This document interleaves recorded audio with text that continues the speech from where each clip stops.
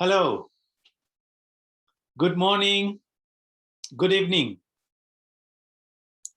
Thank you for being here today on a Sunday evening or a Sunday morning, as the case may be, to be with me one more time for the next 1 hour. I am so excited to be with all of you because it has been some time before I completed our last course. And now once again, we are back with our free webinar on dealing with negative thoughts. We have got good response, and then hopefully some more people are yet to join. So we will give them a couple of minutes so that they don't miss out the beginning of the webinar as well.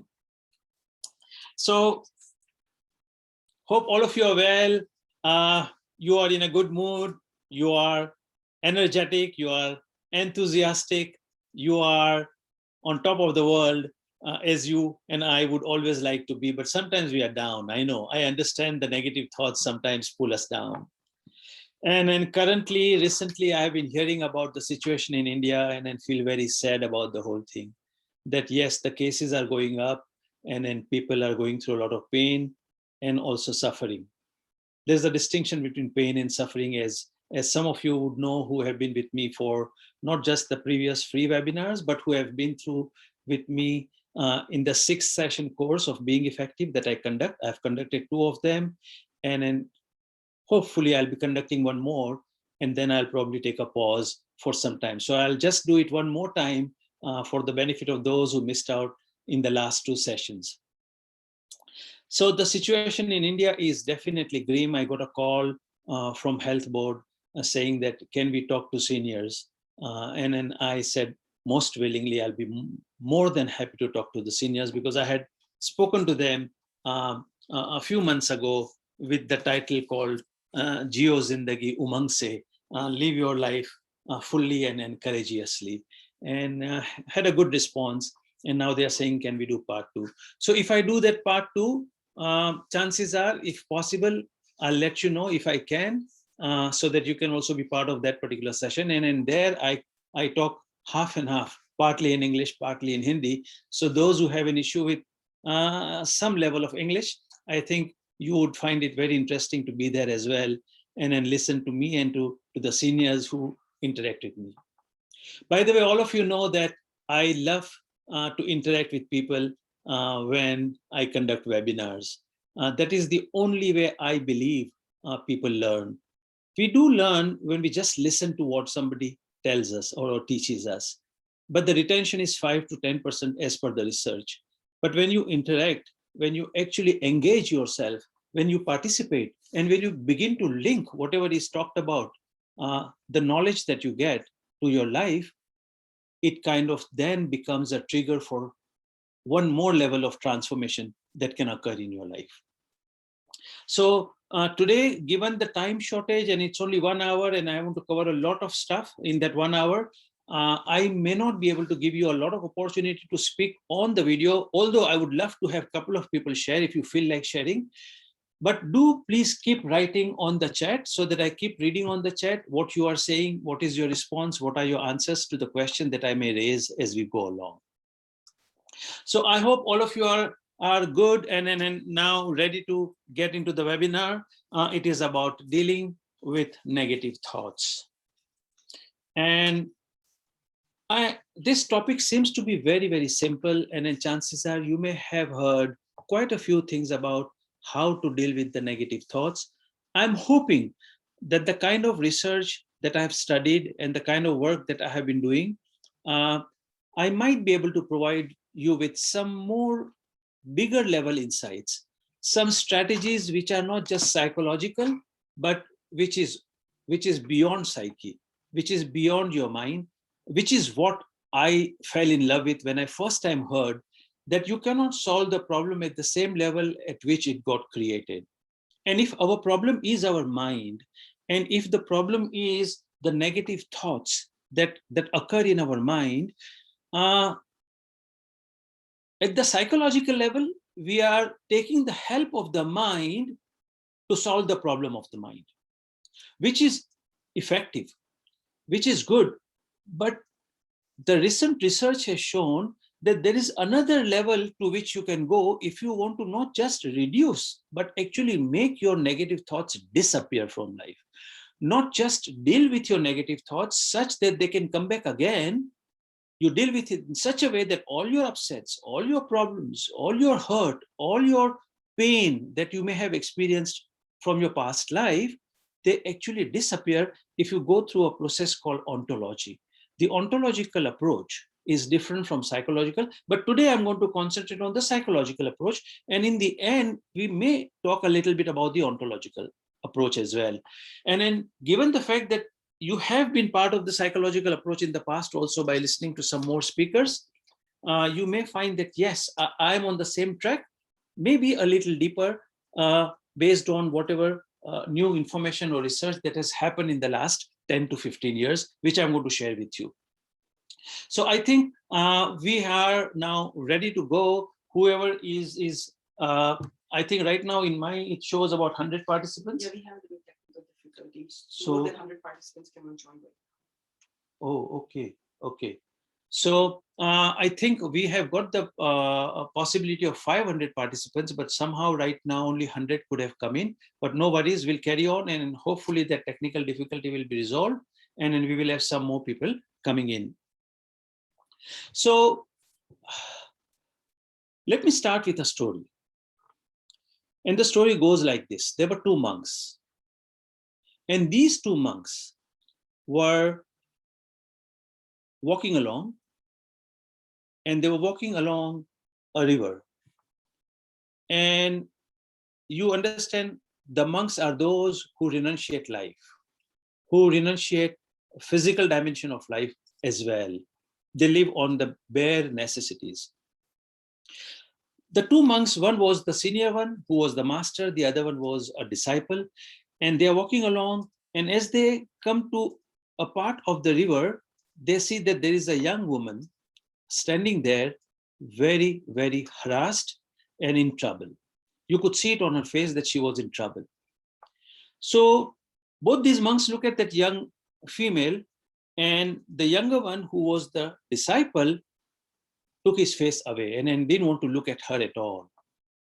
The master said, no, I will look at her. And then he goes to her and then asks her, what is the problem? And she says, look, it is now end of the day, and I have to reach my son who's on the other side of the river. And then right now there is no transportation available, and I'm very scared because I do not know how to swim, and I want to go to the other side of the bank. The master, the monk, he carries the woman and then starts walking across the river from one end to the other and drops her on the other side of the bank. After having done that, they again begin to walk. And as they are walking, they realize that the disciple, the student, was very quiet. In fact, you could see that he was very disturbed, and he was inside feeling very angry about the whole thing.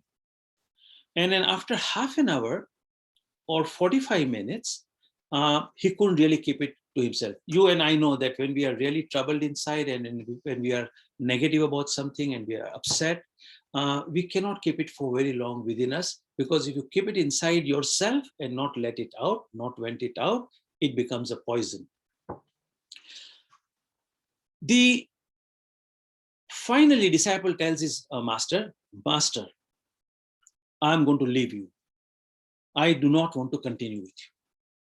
So the master says, why? So he says, enough is enough. You know why I would like to leave you? I would like to leave you because all my life you taught me that you have to not look at females. You do not have to get into lust. You do not have to do anything to do with women.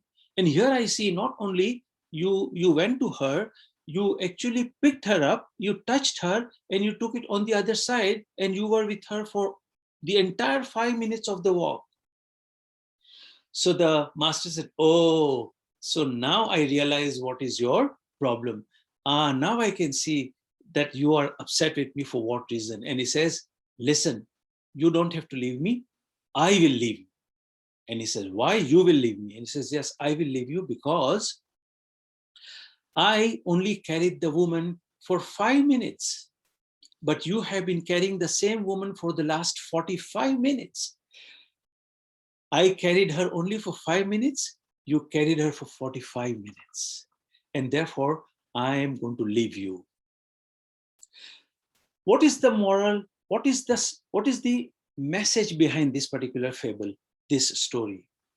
And the message is that you and I do get upset in life. You and I do get negative thoughts in our lives. You and I do suffer the pain when we go through a particular hardship or a setback or even a crisis in our life. I understand that. But the problem with us is that we suffer not because of that pain. We suffer because we continue to linger with that particular pain. We continue to hold the woman in our mind for 45 minutes, for 45 days, for many, many years. Some just don't get out of it. And most people are not aware that are they getting troubled or are they getting suffered because of what happened or because of what they are carrying in their mind. So I think today we will try and understand how do we deal with those negative thoughts such that we carry the woman for 5 minutes, we drop the woman, and then that woman is out of our mind.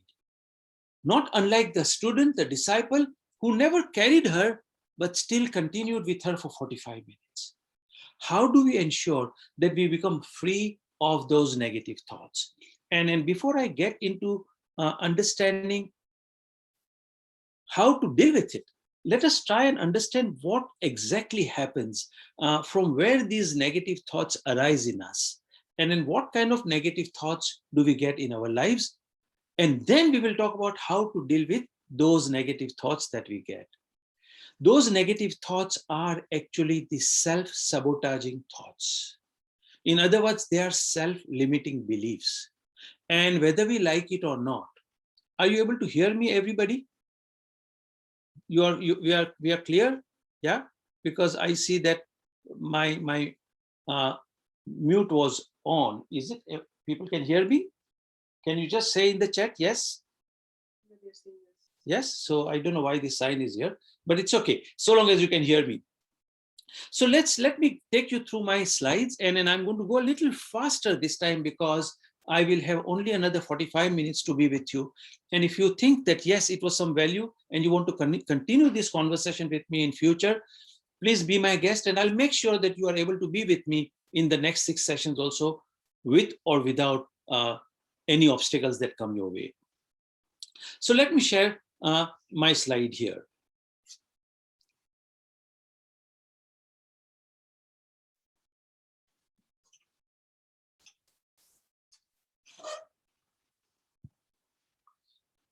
Most men lead lives of quiet desperation and go to the grave without the song still in them.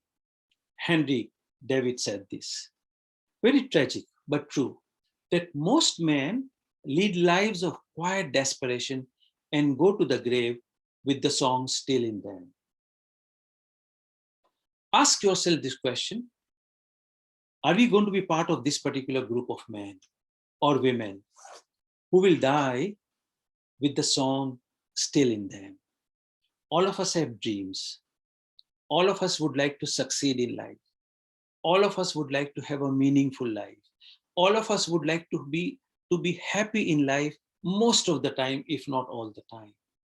And all of us would like to try out something in life that is really, really calling us. But for some reason, ask yourself, are you right now moving with the momentum? Are you right now going ahead in life with enthusiasm? Or in some sense, have you compromised yourself? If you have compromised yourself and you came to a place where you came to a place which was a dilemma in your life, and then you had two options, and then you were asked that you can only take one option at the cost of another, because life at times brings us to a fork and it tells us you can only have this or that, and chances are we always end up picking up one at the cost of another. And of course, we pick up something that allows us to survive, that allows us to carry on in life without getting hurt one more time, without failing one more time, without losing something in life. And chances are, after that, we do get some success, but we are not able to experience happiness out of it because it is come at the cost of the second option. And Stephen Covey says, whenever you have two options in life, and then you will choose one at the cost of another, the cost and the pain that you will get out of losing the second option will take away the happiness that you can get out of the first option. And he insists that if possible, never ever take one option at the cost of the other. Go for both. Now, I can't go into the detail of this right now. We do it in the course as we go along. But I just would like to mention that ask yourself, am I living a compromised life? Am I really taking on life? Or am I scared? Whether it can be in the context of relationships, my wife, my husband, or my children, or it is in the context of my career, my job, my finances, my business, my money, or it is in the context of just not having enough enthusiasm to live your life, to contribute. Whatever it is, if it is a compromised life, then we will die, we will go to the grave with the song still in them. Why is that intelligent people procrastinate? Why is that self-motivated people self-sabotage? You understand sabotage. Sabotage is you destroy yourself. Sabotage is you limit yourself. Sabotage is you don't play all out. You don't go all in. You are not living your life 100% because something inside you stops you. Something tells you you can't do it. Something says you have failed enough times in your life. You cannot fail one more time, otherwise you'll be destroyed completely. And you find that, yes, however intelligent I may be, I still procrastinate. Why do I do that? However motivated by positive thinking I create myself, chances are, even after all that motivation of and positive thinking, I do not carry on and attempt something that is going to be outside my comfort zone. The whole idea today is to recognize that, yes, you and I live out of our comfort zone most of the time in our lives. And very rarely we step out and take on the zone which is not comfortable for us because we are scared and then there is a risk involved. Why do people remain at the same level of success even after having knowledge, skills, and training? As much as you can have, in spite of that, you remain at the same level.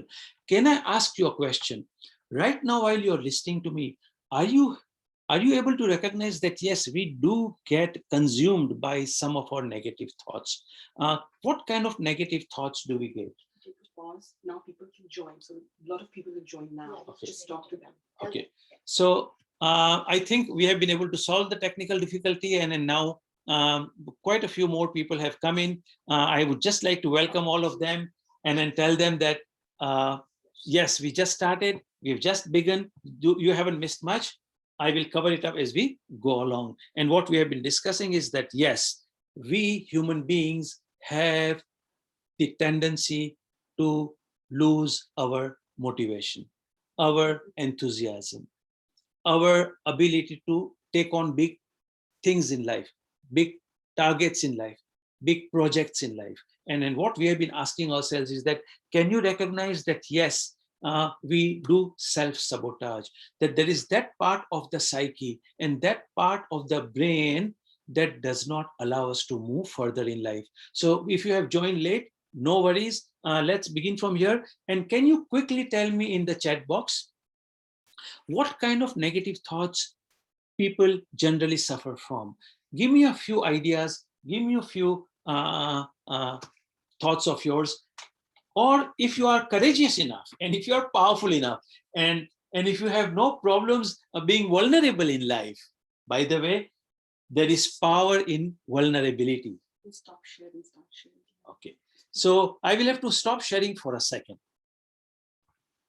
So what I would like you to do is give me some idea about what kind of negative thoughts we get. What kind of self-talk occurs on a day-to-day basis in our mind. in our head.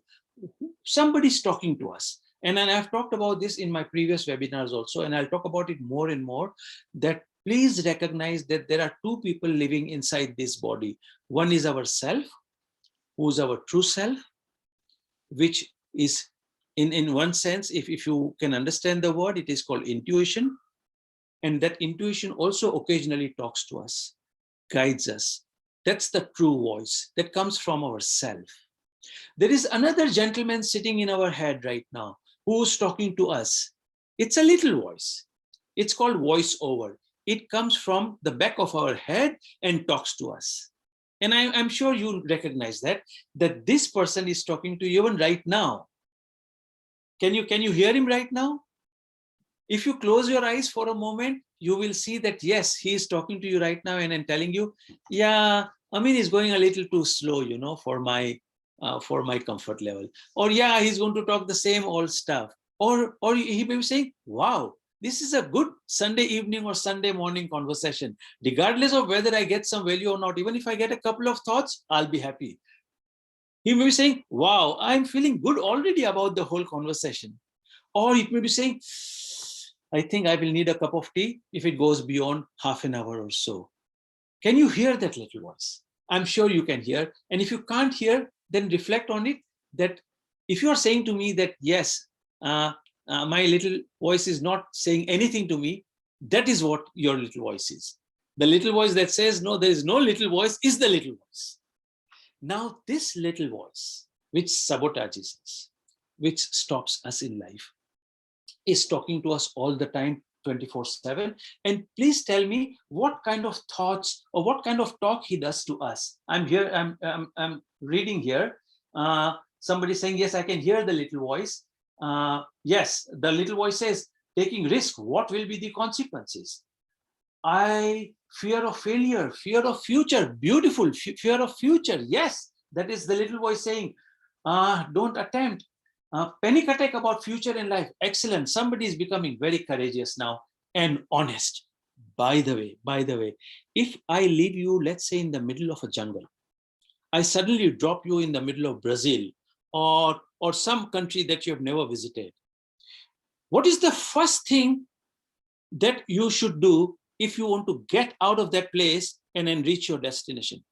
Can somebody answer that question? What is the first thing you will do or you will ask yourself before attempting to find out what is the path that will get you to your destination? What is the first thought that should come to your mind? Tell me.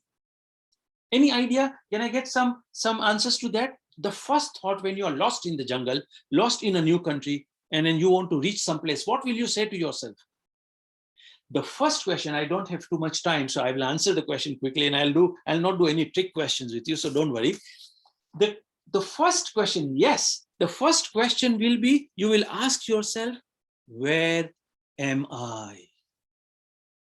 For you to move from the place where you're lost to where you would like to go, the first question you have to ask is, where am I?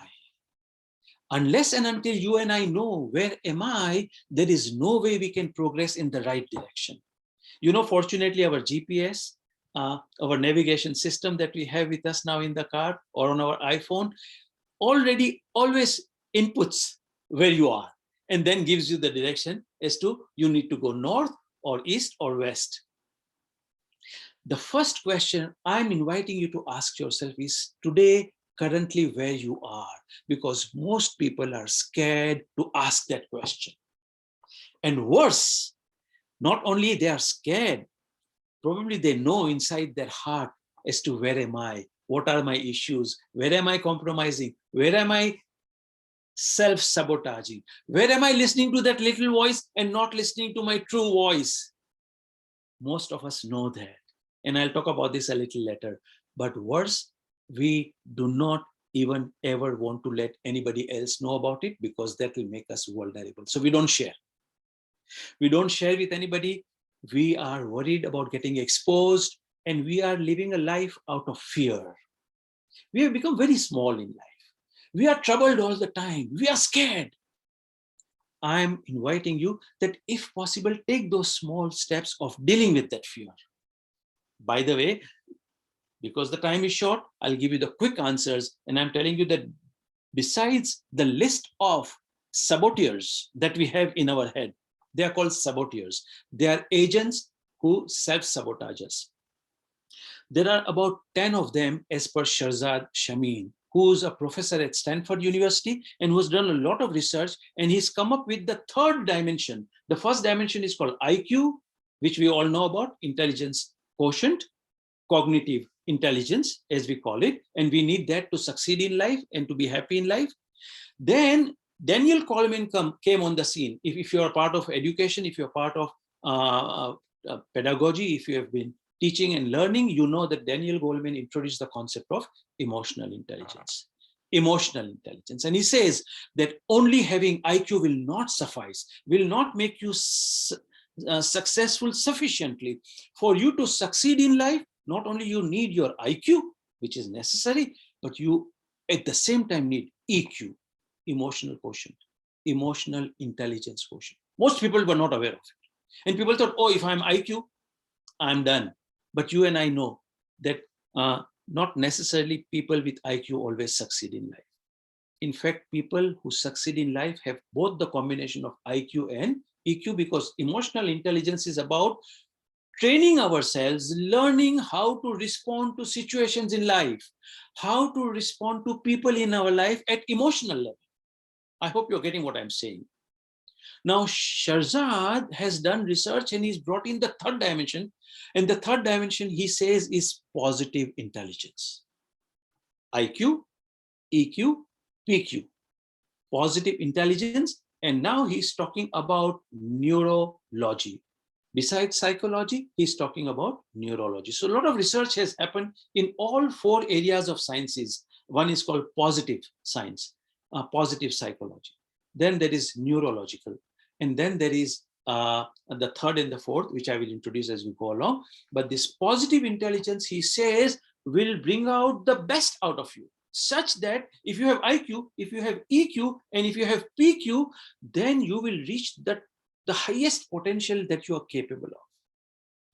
You and I know that we are nowhere near our true potential, the highest possible potential. We are not. We are living a life out of fear most of the time. But to at least accept that is the first step. And be able to talk about it is the most powerful step. And I'm not saying go and talk to the whole world, but at least talk to somebody whom you trust and get it out of your system, which you don't. But here I see some people, very powerful people, fear of not being able to see my children again after the pandemic. This is so good. I like it when people are so honest. I can reach safely out.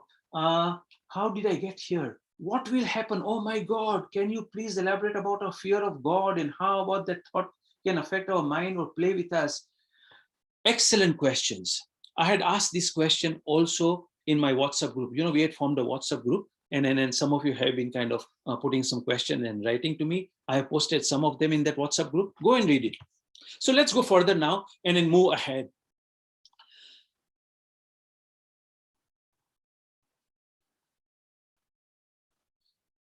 So to answer the question as to why do people procrastinate? Why do they not achieve their best? Before I get into that, very quickly, I want to define the good life. And here I'm defining it because like I expressed to you, I explained to you the IQ, EQ, and PQ. And I'm going to talk about PQ more right now because that is what you do not know. But you'll find it very interesting, very, very insightful, and also inspiring if you were to go through that book, Positive Intelligence Quotient. Definition of a good life. If I ask you what is the definition of good life, and you will say, yes, a life that gives me happiness is a good life, which is a pleasantness, comfort, safety, stability. So all of us want security in life. All of us want stability in life. My wife wants it far more than I need it. Somehow she has suffered very badly because of me. And I was never able to understand as to why are you getting so worried when I know what I'm doing and I know what level of risk I'm taking. But no, there has been a constant struggle between us so far as stability and safety versus taking risks in life. Now, I was not very, very powerful that I was taking risks. At times I was very stupid. But now I've learned and I've gained. But I do not want to live out my risk-taking ability. Otherwise, I'll stop living my life, I tell her.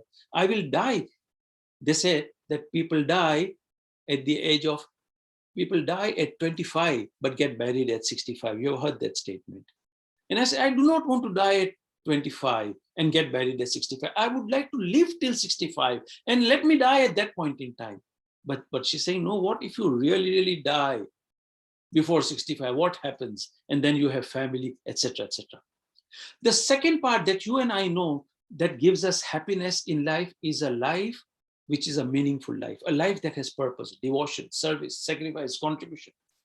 Happy and meaningful life could be repetitive, monotonous, and boring. Now, this is very interesting. I don't know if you have looked at it like that or not, but you and I would like to have a meaningful life. You and I would like to find out what my purpose in life is. And today, why I'm talking to you, why am I having this conversation, is that I've realized that this is the only task, this is the only act of mine that gives me happiness. Whether I'm capable, not capable, whether my saboteur tells me, Amin, you are not capable, you are not good enough, you do not have enough knowledge, you are not as good a speaker, etc., etc., and nobody will come to attend your programs, don't worry about it. I have realized, yes, it is giving meaning. And then you also have realized in your own way. I can see my wife having meaning in contributing to individuals. I have this whole passion to deal with the groups. I have seen people with meaning who are really, really enjoying their lives. But now the third possibility is being explored in the last 20, 25 years. This is very interesting and you must go through it if you get a chance. And that is called psychologically rich life. And that is a life which is rich, which gives us adventure, which creates openness and curiosity in us, which is varied, which is novel, which is complex, but it is full of interesting experiences, and there is no boredom in that. The only problem with this third dimension is that it could lead to both positive and negative emotions, positive and negative results also. And chances are that if till today you are only pursuing for happiness, which you thought was 100% of good life, no, I'm telling you, no. And if you thought, no, I have to have a meaningful life to be happy, great. But if you have only 100% life, which is only meaningful, without curiosity, without openness, without complexity, without varied nature of it, without it being a novelty in your life, chances are you're missing out on some part of your life. Sorry to digress here, but I thought I must define what a good life is. This is very interesting. Shahzad says in his talk, very quickly I'll say, that he was conducting the leadership program and it was all CEOs and presidents. And he asked them the question that while you are right now looking very confident to me and you are walking like, oh, you are on top of the world, can you please once be honest with yourself and then tell me without writing your name, just anonymous on a small piece of paper, just let me know, do you have any self-sabotaging tendencies? Do you have self-limiting beliefs? Are you happy inside, or there is one question that is bothering you quite a few times? And all of them wrote down what they were honestly going through. Some also wrote down good things about, yes, I'm enjoying my life and that is what I'm going through. But most of them wrote this: I'm terrified of failing as a leader in my business. Successful people, Fortune 500. I fear dying of an early age because of overwork and stress. Maybe some of you are going through that, trying to only work at the level of IQ, trying to get results in life in terms of success. But you are overworking because you are saying, I have to survive, and I have to make my family survive, etc., etc. I'm sad and lonely and antidepressants don't work. Look at this, a CEO and the president saying, I'm constantly judging everyone around me. This is very powerful. I'm constantly judging. Concentrate on that. I have no idea how to truly connect with my son. My air of confidence is false. Wow. CEO, confidence is false. By the way, confidence, even if it is there, it can be negative, and we can talk about it in future. It is the clarity which is required, not just confidence, because too confident a person at times making a mess in his life. And then sometimes he becomes, when he's too confident, you find them to becoming extremists in life. They know all the answers, and then that is not so good for ourselves. You have to have doubt in our life for you to progress. You have to have ability to question your thoughts, question your beliefs, and question your confidence. You have to have that ability. I'm self-destructive and don't know why. I don't love myself very much. I often feel I'm a fraud. Look at this. This is so good, you know. I am abusing drugs and alcohol to deal with stress. I find that this particular survey that he did is so powerful that tells you, and now listen to this carefully, whether we like it or not, all of us have these agents of self-sabotaging tendencies. All of us have these negative thoughts inside us. And he explains a little more as we go further. I won't go into the detail, but because you know, I just want to let you know that we have got this front part of the brain. It is called neocortex or frontal lobe, which gets developed only after 5 to 7 years of age. And therefore, Aristotle said, give me a child until he's 7 and I will show you the man. He says, here, children are impressionable. Here, people do not have the ability to do critical thinking. That's why now in the education, we are told, teach our children to think critically. That is more important rather than just memorizing the knowledge. And Aristotle said this, how many years ago? 2,000, 3,000 years ago? He knew at that time that yes, up to 7, you and I do not have the ability to distinguish. We do not have to have the ability to understand as to what is happening and the drama that is being created in my mind right now. So that little Johnny goes to the market with the father in the supermarket, and he's got his own world. He is 2-year, 3-year, 4-year-old, and the father has his own world. He's got right now a little problem with his credit card because he sees some item which he did not spend. He has a problem of meeting the mortgage. He has a problem of having a small fight with his wife. Now he is in the mall, he's in the supermarket, and then they come to the payment place, and you know, marketers know that at that point in time, you keep the right thing. So the child looks at that small toy and says, Daddy, can I have the toy? Now the father says, no, you can't have it right now. He still insists, no, Daddy, can I have the toy? And at that time, little Johnny doesn't know that father is in his own world of credit card problems. So the father says, no, you got it once, now you don't deserve it, you can't have it again, you have to wait. A simple sentence like this. Now the child is interpreting, I'm not good enough, I'm not worthy enough, I'm not capable of receiving love, I cannot get what I love because I am not good enough.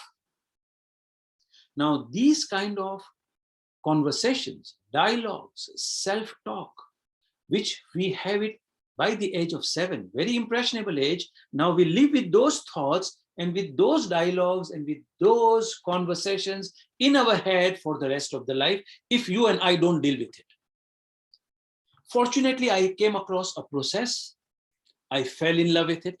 I was blown away, and so powerful that while I thought I was very smart and, you know, I don't need any of those things, and I'm a positive person in life, and my life is hunky-dory, I realized what a mess I am or I was in my life. And that particular technology gave me the idea of how to approach life and how to deal with issues which consume us.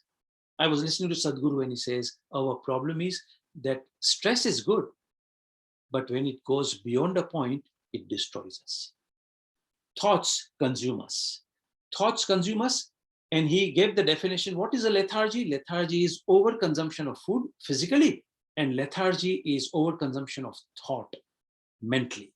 And he says, if you will consume more than necessary, then you will find that you will have lethargy. You will find that you will have self-destructive thoughts at that point in time.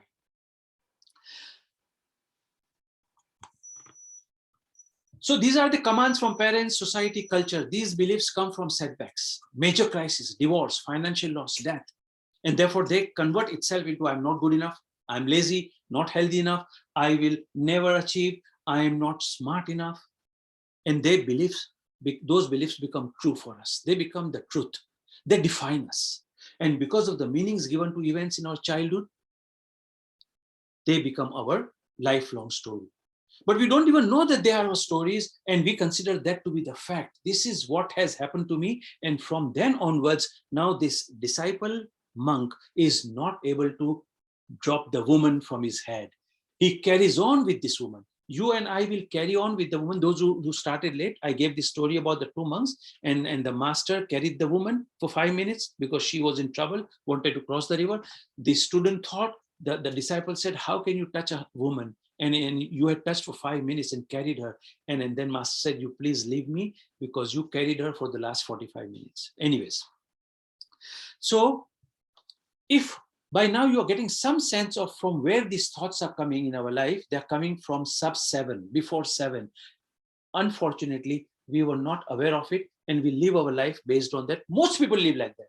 In the course, we will distinguish this. In the course, we will go through it. In the course, we will actually go through the practice aspect of this knowledge. By the way, if I ask you the question, is knowledge power? What is your answer? Give me yes or no. Is knowledge power? Yes or no? Just give me a couple of answers. Do you think knowledge is power? Yes, yes, yes, yes. I'm getting all the yeses. Beautiful, beautiful. I would like to very humbly disagree with you. Knowledge is not power. And now you'll say, I mean, you are only asking trick questions. I'm not asking you trick questions. I'm giving you fundamental response to these questions. And that is, knowledge is not power. Knowledge is potential power. Knowledge is potential power. Applied knowledge is power. I said it in the beginning also. I like people to participate. I can't give you this opportunity right now. I'm sorry about that. But be with me for 6 sessions. Remove all the obstacles, including the time, and ask yourself, am I not being with Amin because I have a tendency to procrastinate? Or I am not being with Amin because my little voice says you cannot really change or nobody can change me? Or is it because somehow you are right now in a state of, as I call it, resignation and cynicism? We break the back of resignation and cynicism. I would like to do that. In the end, I have got a statement from Winston Churchill, but because I won't be able to go through all my slides, I'm telling you right now that yes, we do fail in life. We have a problem with about not getting enough successes in life. And then therefore we get scared. But you know what Winston Churchill said? The secret of success is going from failure to failure.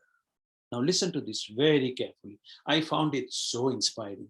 The secret of success is going from failure to failure without losing your enthusiasm. What did he say? Secret of success is going from failure to failure without losing enthusiasm. Ask yourself this question. Are you energetic right now? That is the most essential aspect of a human being. Most essential. If right now you don't have energy, I suggest just get up from your place, do some exercises and come back to this webinar. But be in full energy and you will see your absorption really, really becoming powerful. Energy is the most, because you and I are nothing but energy. This table is nothing but energy. The whole universe is nothing but energy, which is now scientifically proved. The question is, are you going to procrastinate?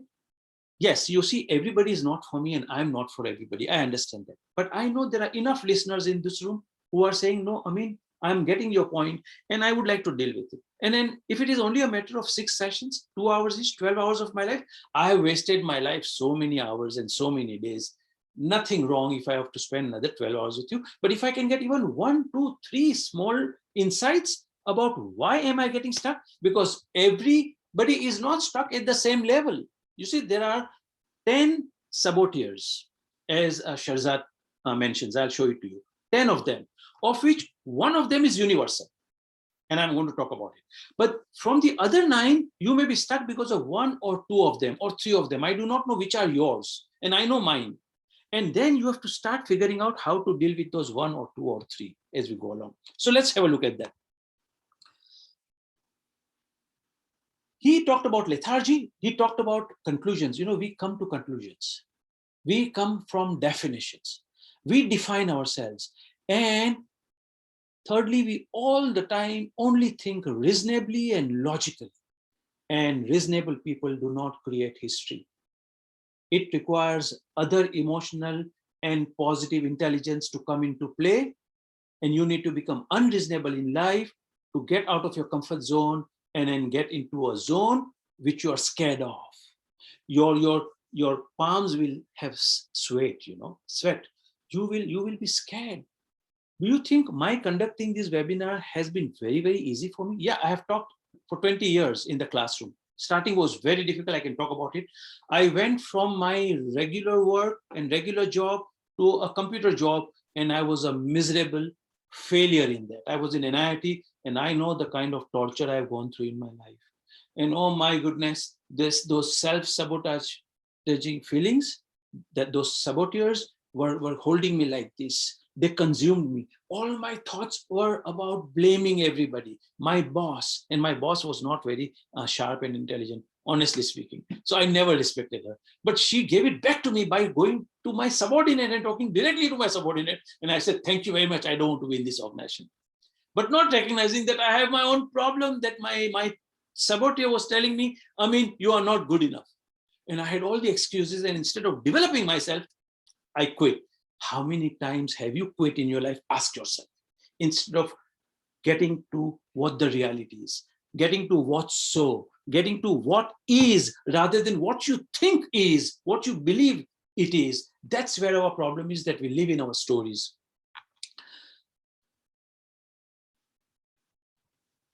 So Sharjat talks about happiness. And right now we are not happy because we are under quite desperation, stress, anxiety, not good enough. Our career is not progressing well. What tomorrow will bring? We have these questions in our mind. And then secondly, the second dimension is performance. Only if there is meaningful achievement, then we reach our true potential. If these two things are present in our life, he's saying, only then it's a good life. Now he talks about 4 sciences that have really developed in the last few years: positive psychology, neuroscience, cognitive psychology, and performance science. I won't go into that, but just to complete, just to make your connect the dots, I'm giving you this information. You can work on it a little more. Positive psychology is higher happiness leads to higher achievement, not higher achievement leading to higher happiness. It's the other way around. You have already read books on happiness right now. So you know that only if you are happy, you will succeed. Not if you're successful, you will be happy. A completely radically different approach. Now, he right now talks about neuroscience, the positive part of the brain and the negative part of the brain. So our left brain, part of the left brain has all these agents that sabotage us, that limits us. They're called saboteurs. And the right part of the brain, he calls it a sage. That part of the brain, that kind of is our true self. That is our true voice, not that little voice, not that critical voice, not that cynical voice, the true voice, the intuition, something that tells us that you are born to create your future, not to continue with the programmed future. You and I have got programmed, but now we have to shift from the programmed future, the default future, to the new future, the one that we are born for. We all have been born unique. And then if you heard Les Brown, he says, we are born unique, but most people die as photocopies. Most people die as photocopies. Ask yourself, are you a photocopy? Yeah, are you only living your life as you see as somebody else? Are your goals neighbor's goal? Oh, he's got so much money, I must make money. Oh, he's studied so much, I must study. Oh, he's achieving this, I must achieve that. Is that your goal? Then it's a neighbor's goal. You will never be happy. You and I will have to figure out what is meaningful and what is the definition of success for us, and we'll have to pursue that path. Let's go further. I'm sorry that I'm moving fast, and in future, hopefully if you're with me, we will go a little bit more in depth. Not just that, I will connect it to your life. I will show you the mirror. And you know what is the best part about the mirror? I will show you the mirror and then show you how awesome you are. You see, when I tell people I'll show you the mirror, sometimes they get scared. Oh, I don't want to look at myself in my mirror. So I will definitely show you the blind spot. But first, I will show you how awesome you are. When I look at my 2-year grandson, I can see, wow, what awesome. He is all the time smiling, all the time enthusiastic, all the time busy, all the time doing everything to destroy everything in the house. But I say, wow, I must have been like this. And what am I today? What I am today is, oh no, thinking every single time I take a step. And then I'm saying to myself, will I succeed? Will I fail? Should I do this? Should I not? My people are so after me right now. They're saying, I mean, you are the most negative person around. But I'm telling you, we all have this tendency, to sabotage us. Now, why this tendency? Very simply, the left brain has something called survival. Listen, is pain bad? Is a failure bad? Bad thing? Is suffering bad? Is pain bad? Not necessary. Simple. You go to the stove, and this is what happened to my grandchild also. He was very fascinated by the candle that my wife was showing him, and he touched the flame, and he got burnt. He got burnt. Now, when you get burnt on the stove, is it good or bad to feel the pain? It is good, because if you don't get the pain, chances are you'll keep your hand there, and the whole hand will get burnt. So this aspect of pain, of survivor, is necessary for us to lead part of the life, which is probably only 5 to 10% of life. And we need to acknowledge that pain is not bad. But the big question is, how long do you keep your finger on the stove after getting the pain? Only a split second, not even a minute. My question to you is, you live with the pain only for 1 minute? No, you and I live with the pain for many, many days, months, years, because till today you have not been able to realize that you will get power only and only when you will be vulnerable. No, people will take advantage of me if I let them know my skeleton, if I let them know what kind of weaknesses I have. Enough. Ask me any question, I will answer you. I'll tell you about all my issues, all my failures, and of course, successes. And I am now beginning to practice the sage muscle. He says, Shahzad says, practice the sage muscle. I must come to that very quickly because I must give you a few tips right now, quickly. So the saboteurs stop us. The sage serves us to reach our potential. It is part of the positive intelligence quotient. And we need to exercise and build the sage muscle to reduce the power and shift the balance of power to sage. Now, there are 10 different voices. And the first one is called the judge. You and I, all of us have that. And we judge because we go through a process where we want to prove ourselves right, but we have been proved wrong. So now, first we said, I am bad. But in order to get the balance in life, you start looking at others as he is also not good. He is bad. He is like this. He is stupid, etc., etc. It is universal. All of us have this. And one of the most undisputed law of personal development, personal growth is, and then I'll show you the slide if I can come to that. But one of the most fundamental personal growth law is people cannot rise above their interpretation of themselves. People cannot rise above what they think about themselves. In the first law of 3 laws of performance, which I discuss in detail with my participants, it is put slightly differently. How people perform correlates to how situations occur to them. If you're listening to it for the first time, you won't get the whole nuances and you won't get the depth of this particular law. But 3 books, 3 laws of performance says 3 laws, enough to transform your life, enough to take you where you want to be in life, wherever you may be. Ask yourself the question first, where am I? And declare it. And then say where I want to be. Declare it. And in these 3 laws lies all the secrets of life. But I'll come to that later on, not in this particular webinar. People cannot rise above their thinking about themselves. So if you consider yourself to be not good enough, or you are good enough only up to that point, or you're not smart enough, you cannot rise above that. So first thing you and I have to deal with is this saboteur, which judges us. And it tells us who we are. We have to deal with the definition. And to deal with that definition, you have to make your muscle, sage muscle, powerful, right? besides other ontological approaches, which we will discuss in future.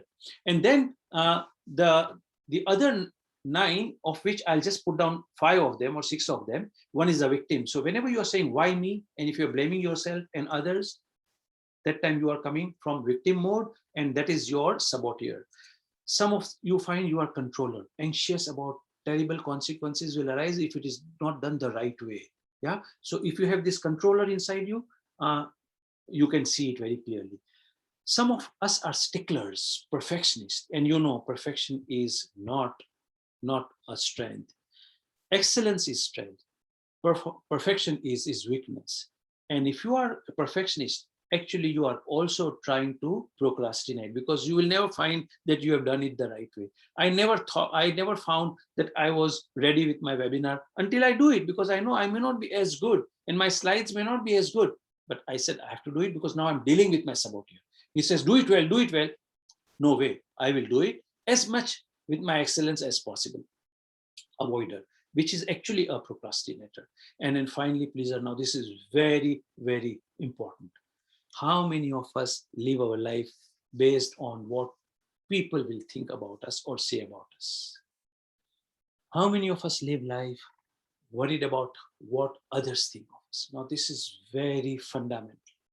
Besides victim and besides controller, besides judge, which falls under one aspect of personality, which we will talk in future, the pleaser is the other aspect. The pleaser is the winning formula.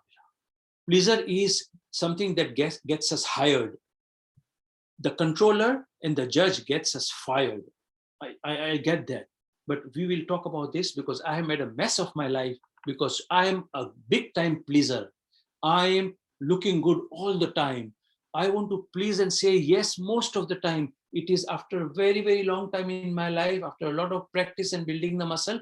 Now I take a pause and then I say no if I'm supposed to say no, and yes if I'm supposed to say yes. We will talk about it by taking some real life examples to understand this. So now these saboteurs are there, and then just a slide for you to see that the survival part of the brain leads to anxiety, anger, regret, disappointment, shame, guilt, blame. Whereas if you are operating from your sage part of the brain, it's curiosity, empathy, joy, creativity, peace, calm, resolve, gratitude. And therefore, when a survey was done to people who were dying, the number one regret that most people experienced or expressed was, I wish I had the courage to live a life that was true to myself and not worry about what people will think about. Think about this. This is very fundamental. Ask yourself, are you living a life without courage? And ask yourself, will I die with that kind of regret? Will I go to the grave with a song inside me that, oh, I didn't attempt this? So the strategy is defeat the negative thoughts, saboteur, but build the sage part of the brain. Michael Singer gives a beautiful example. I won't go into that example right now because I don't have much time. Let me just quickly mention it. It's on page 2. Page 52. I have made it easy for you. Open the book Untethered Soul, and he gives the example of why do we linger with those negative thoughts? Why do we get possessed? Why do we get consumed by some thoughts and not by others? Why do we get self-doubt only in areas which are important to us, but we don't get self-doubt in other areas, or we don't really put ourselves down in other areas? For example, if you tell me, do you know how to cook? And I say, no. Will it put me down? No, it won't put me down because that is not important to me. But if you ask me, will you give something new right now in the webinar? Somebody mentioned, everybody is now watching and asking, will Amin give something new this time, or it will be the old stuff only? That one small statement, although said positively, can pull me down. Oh my goodness, now there is an elephant in the room, and there are at least 10 people in the room, or at least 100 people or 50 people who have heard me before. Now what will they think about me? You see, now I get consumed, and now I have my doubts that maybe I'm not good enough. Now all you need to do is to recognize that yes, there is that little voice who's not you, that is there inside you, but it is not you. Identifying that little voice is crucial. On page 52, he gives an example that supposing you have a girlfriend, and then one day you find that you are going and driving in your car, and then you're looking at the trees, and you're looking at the buildings, and you're looking at other things, and then you're even looking at birds, and then enjoying the scenery. But nothing stucks, because the energy comes in and flows out of your heart. Energy comes and flows out of your mind. Now, suddenly what you see is that you see a blue Ferrari, light blue Ferrari passing by. And that was the car of your girlfriend. And you said, oh my goodness, my girlfriend. But then suddenly what you see that there is somebody in the front seat. The girl is hugging the boy. Oh no. The girl is hugging the boy, or looks like she is hugging the boy. Now what will happen to you? Oh my goodness. Now nothing you will remember except the blue Ferrari. Now, because this is called clinging. You cling to good things in life and you cling to bad things in life. And when you cling, your energy gets stuck in your heart, in your mind. Now, you will not talk about this to your wife also, to your girlfriend, You will not bring it out, because you are saying, maybe she was not, etc., etc. But now that thought will stay inside you, and it'll keep creating poison inside you. Long story short, 5 years later, you are married, everything is okay. Maybe even she is married, who knows? But you see a blue Ferrari passing by on that day. And there is somebody hugging in the car, or not even hugging in the car, but the blue Ferrari passes by. And what will happen? Oh my goodness, the entire anxiety, the entire drama will come back one more time, because you've not let it out. That energy is stuck inside. He's giving a beautiful example as to how to deal with thoughts which you can't deal with, how to let the energy flow. And then, of course, the ontological approach says one more strategy, which we will talk in future. So strengthen the sage and weaken the saboteur. And what he says is that the moment you see the negative thought occurring in your mind, ask yourself if you have already heard the message and if there is any value in staying in the reaction. So he says, no, you're not smart enough. Or he says, this you can't achieve, or this is beyond you, or you are right now feeling very lethargy. You can't really get up just now. So what you do is, at that time, take a pause. Now, this is what we really spend time on, how to take a pause, how to respond rather than react in life. And if you become a master at responding to life, mashallah, you will find you are all the time on top of the situation. So he also says, pause and ask yourself the question, and say, have I heard this message? Yes, I've heard. So you tell your saboteur, thank you very much, Judge. I heard you. Is there any value in it? No. Will I listen to you? No. What will I do? I will do what I want to do. Say that to yourself. And he's saying one more habit is give a name. So for example, when I feel a victim and I create my story, why me? And I become a drama king, oh, nobody loves me. Nobody pays attention to me. My children are also not really supporting me as my, at that time, give a name. Oh, Amin, look, once again, that Dilip Kumar is now playing the role inside you. If you are a woman, you'll say, oh, Meena Kumari, the tragedy queen. Oh, okay, so now Dilip Kumar is talking inside me. The tragedy drama. Oh, I mean, you are like that. You are a master at that. Say, give a name. And chances are it will lose its power. And then finally say, I have got it. I am on it. Now get out of my way. Now you don't have to really say, get out of my way in the sense of resisting it. Then it will persist. He is very smart. He tells you, I'm your strength, I'm your friend. I want to help you. Otherwise, you'll get burned on the stove. He acts as your friend, which is a big problem. These thoughts of ours, these saboteurs, are not our friend, but they come in the guise of a friend, and they stop us by saying, if you fail, you will be in trouble. So he stops you. He stops you from getting out of your comfort zone. So don't resist, don't fight. Let it go. But how to let it go is for our future conversation. So finally, what I want to tell you is not get into the details of the sage powers. I've talked partly about the strategy. And important thing that I want to tell you about this strategy is that he is giving some exercises. Now keep this in mind and go through the book if you want. He's saying you have to do some exercise. This is very good. I love it, This is at the psychological level. This is at the neurological level. So bear with me on that. He's saying, take your finger. And these are simple, non-time consuming strategies I'm giving you. And he gives hundreds of them. For example, take your finger and for about 10 seconds only, 10 seconds, like taking 3 deep breaths is 10 seconds. 10 seconds, just feel the skin between the 2 fingers and the thumb.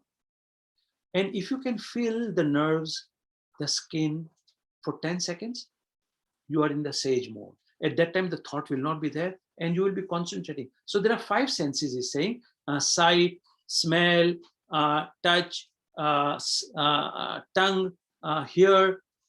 You concentrate on your bodily senses whenever you're going through the downside of your life.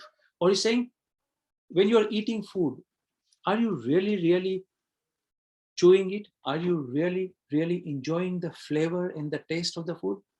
I'm doing that. I love it. I do that now. If you're in the shower, do you feel the water on your body as it is falling? Can you experience that for 10 seconds? He's saying, do these 10-second exercises 100 times a day while driving. Right now, while you're sitting where you're sitting, have you ever thought about the weight of your body on the chair? Feel the weight. This is simple things like, which is, those who are very good at this, they will talk about mindfulness. Be in the present. We are either anxious about the future or we are ruminating about our past. Oh my goodness, my past is so and so, or anxious, what will happen tomorrow? He's saying the only way to build your muscle power is being in the sage. And the sage happens when you are in the present and experience every moment of your life at least 100 times for 10 seconds. It takes 10 seconds is like taking 3 deep breaths. Even taking 3 deep breaths is building the sage muscle, he's saying. Brilliant. I'm saying practice this. He's saying you do it 100 times for 21 days, life will shift dramatically. I would like to definitely practice that. And he says your life will be 10 years longer. So all I'm saying is, we looked at the psychological and neurological dimension.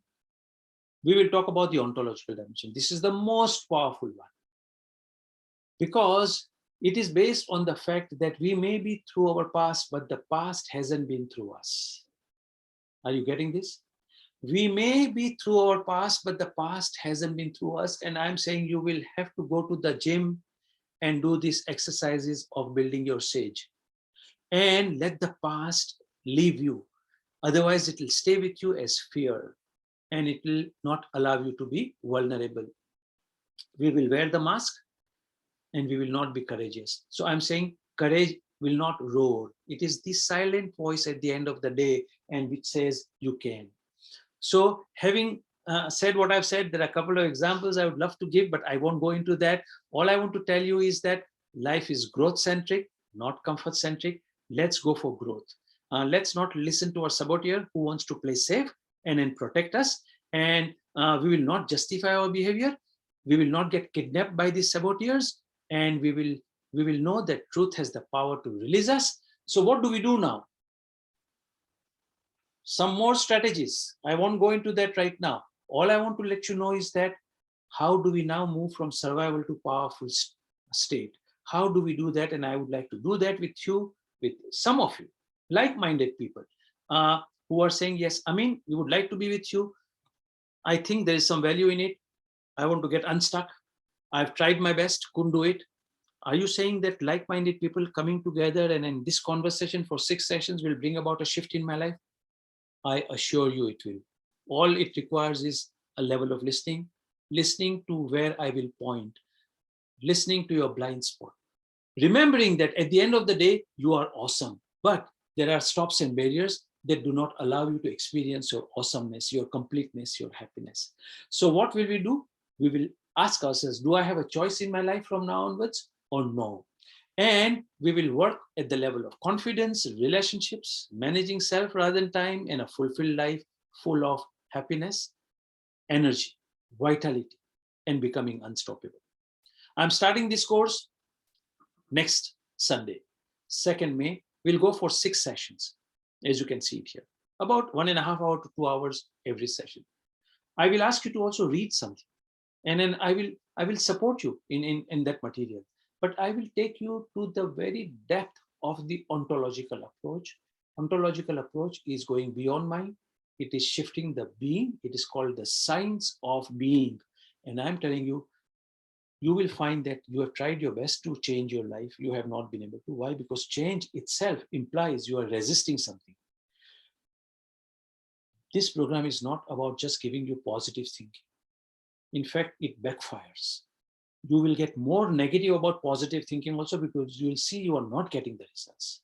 The only way to deal powerfully and to completely get it out of your life is not by solving the problem, but by altering the relationship with the problem. We will not solve, we will alter the relationship. We will get an understanding, very simple understanding, but very fundamental understanding as to where am I coming in my way? Why am I not able to deal with my thoughts? How can I remain in the positive intelligence of my brain rather than get into the left brain of my mind? We will talk all about that as we go along. And if you want to know how much it will cost you, that is not a big question in my mind. But if it is, let me tell you that the price is $97 and 6,000 rupees for those 6 sessions. But those who have issues, who say, no, I can't afford, we have already, for one more time, reduced it to $27 and 1,500 rupees. And I hope that is not an issue. Darren Hardy says he was given one particular advice long back when he was completely struggling in his life. And Brian Tracy gave him the advice. The advice he got was that if you are earning 100 rupees or $100, spend 10% of it, meaning $10 or 10 rupees towards helping others. It can be charity to individuals. It can be to the institution, but giving it to others. Don't use it on yourself. That 10 rupees, that 10%. Then he said, another 10% you spend on yourself. And I'm not saying be with me. I'm saying, please, at least spend 10% of your time for yourself. Self-mastery should be your only goal at this point in time. Everything else will follow. 10% of your time and 10% of your money spend on yourself, whether you buy books, whether you attend some seminars, whether you do something that is inspiring for you, that is kind of fulfilling for you. Spend that time, 10%. Even psychologically rich life, do something where you spend 10% of your money on that aspect of your life. Besides happiness and besides meaningfulness, psychologically rich life. And then that 10%, he says, will multiply many times over. And Darren Hardy says, oh my goodness, I have become a billionaire because of spending that 10% on myself from that day onwards. Very powerful advice, very powerful sharing. And I'm inviting you that please spend time on yourself, and then spend 10% of your money on yourself. Given what you are earning today, chances are you are not even spending 1% today. But that should be your mantra, that I will start now looking at myself and getting the right approach to life, to success, to happiness. And the link is there in the chat box. If you click on that link, you can probably join the course. If you have even problem with $27 and 1,500 rupees, write to me. I am only looking for like-minded people. I have got this not-for-profit organization where people ask me, are there people who need some support financially? I tell them no. But if you need, I will tell them yes, and they can donate on behalf of people who need that kind of support right now. All I'm saying is, come from bigness. Don't limit yourself. If you think it is no value, great. No hard feeling. You are at least being courageous and saying to yourself that, yes, I don't need it. All this I know. Then I'm very happy for you that you are being straight and you are not a people pleaser. Excellent. But if it is lethargy, if it is doubt, if it is cynicism, and if it is resignation, and if you're saying nothing will change in my life, I'm asking you, give yourself one chance. One chance, and then chances are something will occur which you will find.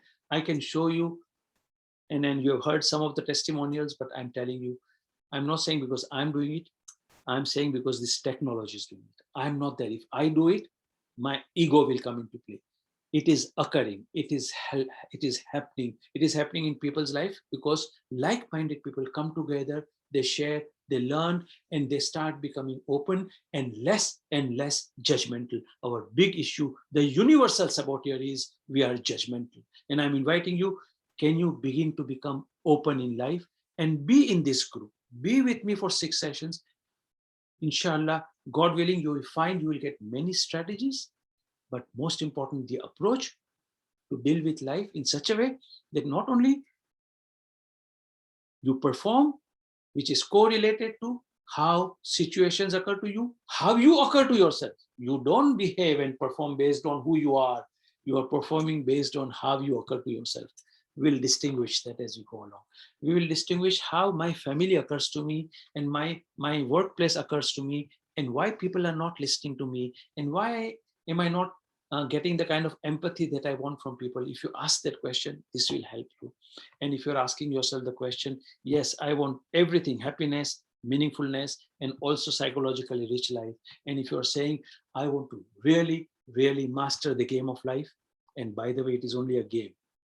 And we will look at the dimension of what happens, we will look at the dimension of the drama that we create, and we will look at the issue of how to create something out of nothing. You and I need to practice how to create something out of nothing, because science says, physical science says, you cannot create something out of something. Till today, you attempted to create something out of something, hence it has not produced big results. Let's come together, let's explore this. I'm not saying what I'm telling you is the truth. I'm saying that is the place from where we need to come from. I'm repeating, what I'm saying is not the truth. It is the place to come from. And chances are, although there is no formula, if you get the results, and if you get the transformation, and if you get what you are asking for from life, inshallah, then you will know that you got it, although you will not be able to communicate or give a formula to anybody. So thank you very much for being here. I extended my time. We spent a few minutes in the beginning, therefore I had to extend it. But thank you for your generosity. Thank you for being your open self. Thank you for giving me your Sunday. I will keep conducting free webinars in future also, if you think this is of value, even if you don't attend my 6 sessions. And hopefully in these free webinars also, you will get insights here and there, which may just transform your life. But remember important things. We are not seeking change. Whatever you resist will persist. We are seeking transformation. We are seeking inspiration. We want to touch, move, and inspire ourselves, and touch, move, and inspire people in our lives.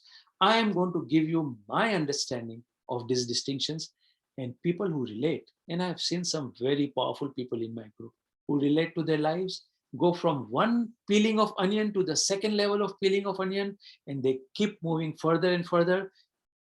Big shift in the relationship with their parents, children, spouse, big shift in the way they approach themselves and their work and what they are attempting in their lives. Big risks, they take courage, because at the end of the day, courage is the small voice that says, Amin, you can.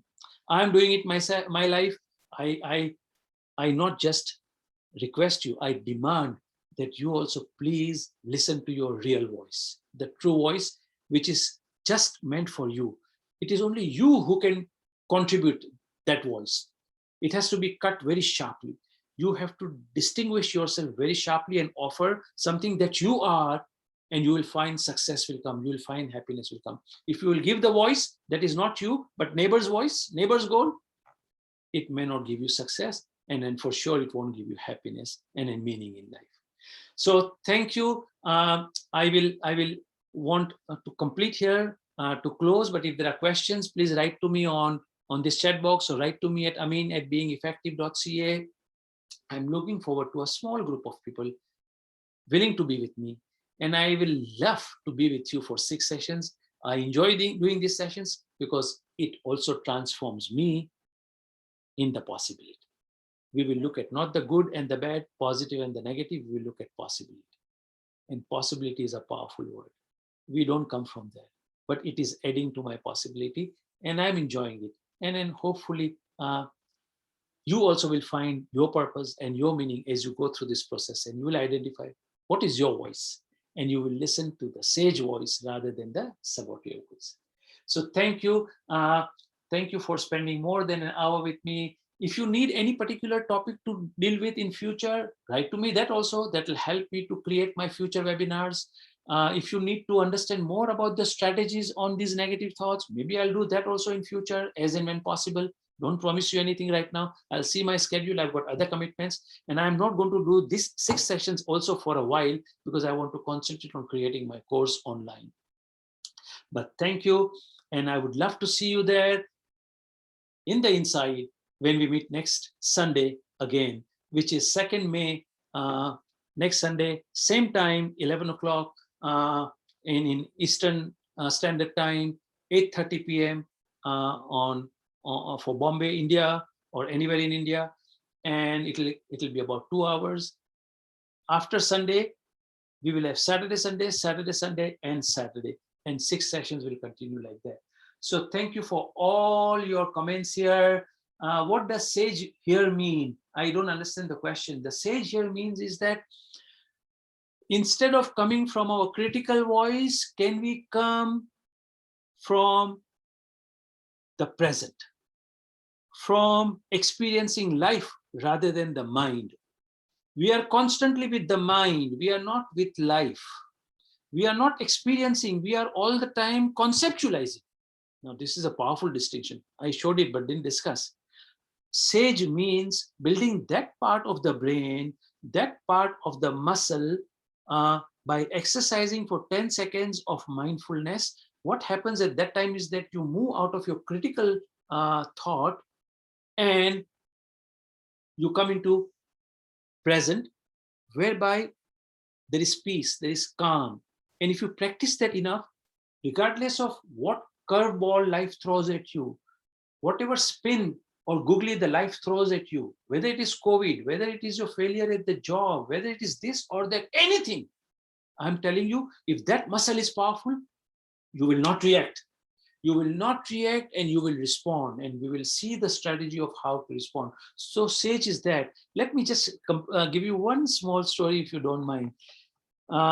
If you do not really concentrate and build your sage muscle, then our story is like that aunt who was troubled because she was having pain in the stomach, and she would go to all the doctors, and doctors would look at her and say, there's no pain in the stomach, it is in your mind.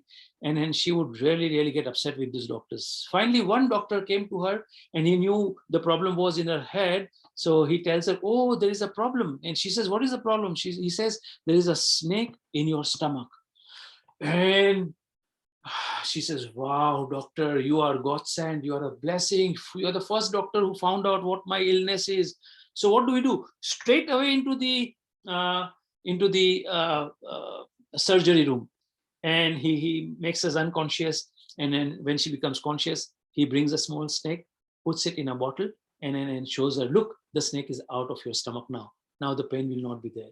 And that aunt says, wow, doctor, thank you so much. You are ultimate blessing. Yes, now there's no pain in my stomach. People come to see her at the hospital. For 7 days, she was asked to stay because the doctor wanted to make sure that she feels good about the whole thing, that the whole process was done on her. All the relatives came, everybody came to her and says, wow, aunt, you are now finally free of your pain. And the snake is out. She would say, yes, look at this snake, he's out from my stomach.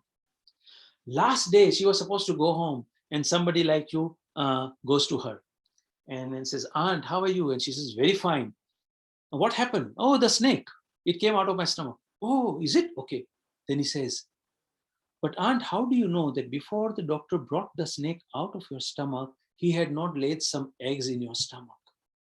How do you know that the snake, before coming out of your stomach, did not lay some eggs in your stomach? And the aunt says, oh my goodness, is it possible? Oh, there might be eggs in my stomach. Oh yes, my pain is starting again.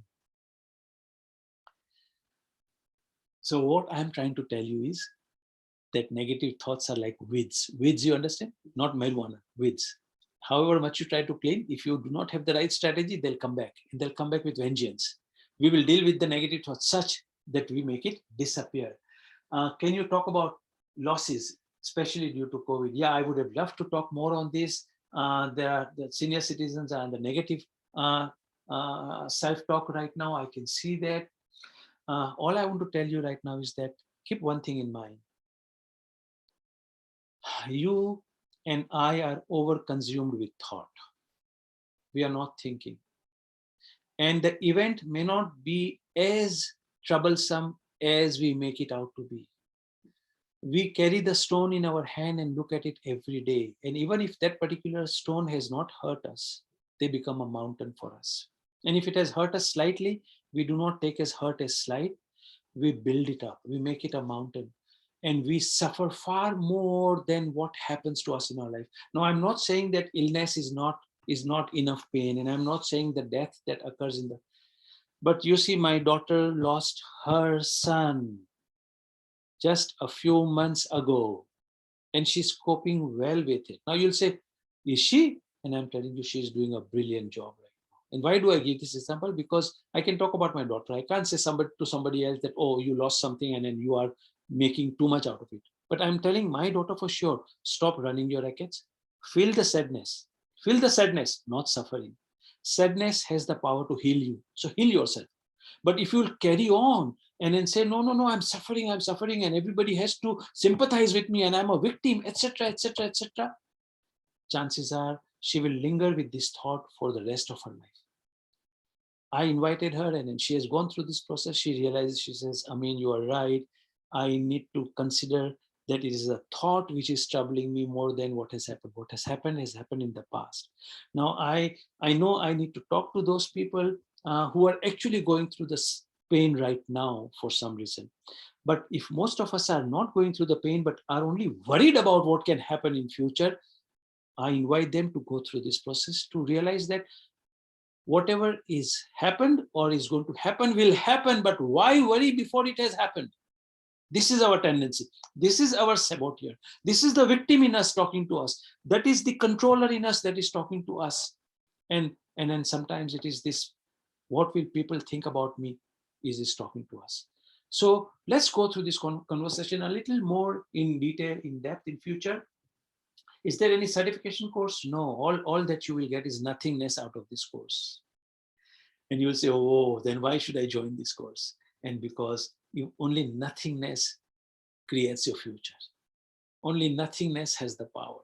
And then I'm not into certification, and I'm not even into giving you notes about what to read, etc., etc. I'm into allowing people that if they're going through pain, listen to this carefully, even if they're going through pain, it has the power to launch us to a higher level of life. The pain also has a power to launch us into a higher orbit. So nothing is negative, nothing is wrong. Everything that happens to us happens for us, but you can't see it now. You can only see it in hindsight. If I give you one question, answer that question to yourself. And that is, did you not go through some crisis in your life? Question one. And I'm telling you, most will say yes. And I'll say the second question, did you come out of it? And most will say yes. From that crisis, I came out, but I'm into another crisis right now.